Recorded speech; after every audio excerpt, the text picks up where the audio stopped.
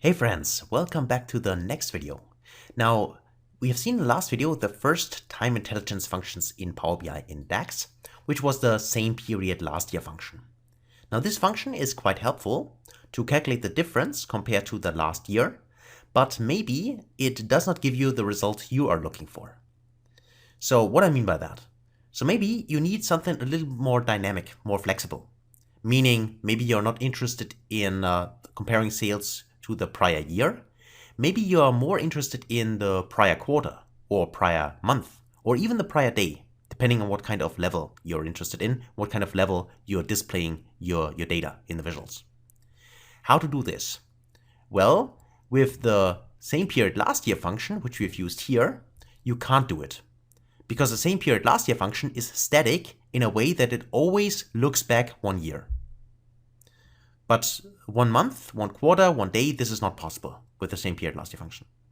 However, there's another time intelligence function in DAX which allows us to do that, which is more flexible. That is why I most often use a different function, not the same period last year function. So let's actually first double click on the page here and name this properly. Let's call this time intelligence. Okay. That's what the functions in DAX which are related to time and shifting and modifying time are referred to. So now let's right click on the measures table here and go to new measure. Tick this option. And for this one here, let's call this total sales LY for last year.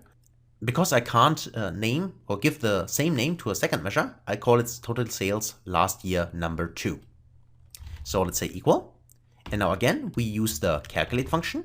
Just remember, whenever you want to change the filter context, which we want to do, because we don't want to display the sales for the current year, which we can see inside the visual, we need to use the calculate function. So let's practice this. Let's click on the tab key to select calculate. The expression will again be the total sales, or if you're referring to a different kind of measure, then you would have to choose a different kind of measure from the measures table. And the filter context here this time is not the same period last year, which we used before. Instead, we will use the so-called dateAdd function.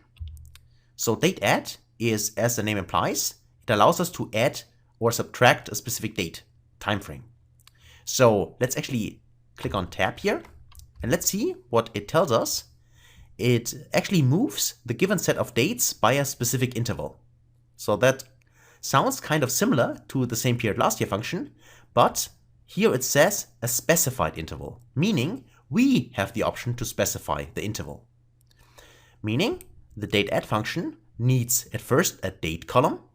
And remember what I told you at the beginning when we set up the model and also imported the dates table. The most important column in the dates table is the date column, because the date column contains all the dates without any kind of exceptions. There are no dates missing from the starting of our sales table to the end. So all the 3 years, all the dates, each day is inside this date column. And that's why we want to use this specific column for all our time intelligence functions in DAX. So I can say for the date function here, I can say in this case date. From the dates table, the date, this one here. And then I can specify here the number of intervals.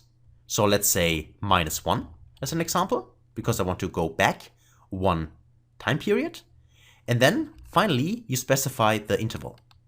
And let's say, just for comparison's sake, select year. So I either type year or select year here and press the tab key. And then I can close of course, the dateAdd function and then also the calculate function. So meaning, please calculate the total sales, and the new context is simply this one here, meaning take a look at the date and go back 1 year. So let's evaluate that, press enter. Okay, here's our measure. Select the measure and make sure that we format it correctly so we can see it in comparison. And now if I go in here and also make the table bigger, and now we will add the total sales here, last year number 2, with the dateAdd function to the table. And you'll see we got exactly the same result in here for the dateAdd function as for the total sales last year in here, right? Those numbers in here and here are exactly identical, exactly the same, as you can see here. And the reason is this, because both of these functions currently go back exactly 1 year. But the main difference now is that while the total sales last year using the same period last year function can only go back 1 year, and that's always the specific interval, there is no way to change this here, there are no additional options to add that. In the total sales last year number 2, we can also specify we want to go, for instance, 2 years back. I could say here 2, not 21, but 2. I can press enter. And now you see I don't see any data here as well, but only in January 2022, I can see here the value, which actually is the value, if I scroll up, from 2020 in here, this one. Because now I'm shifting the date here 2 years back, right? That would be an option here. Also, I could say I want to go back 1 time period, but I don't want to go back 1 year. I actually want to go back, let's say, 1 quarter.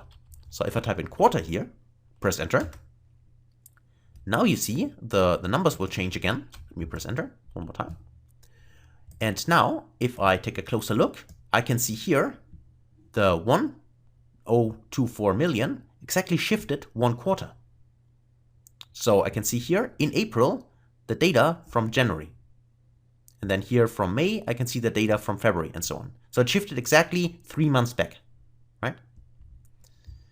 And if I go to sales number 2, I could also, of course, say I want to go back maybe only 1 month. So let's say month here.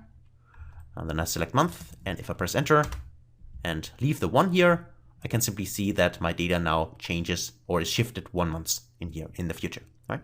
And I can compare now February sales to January sales if I want to do that. The final option would be to go in here and say I would like to shift it 1 day.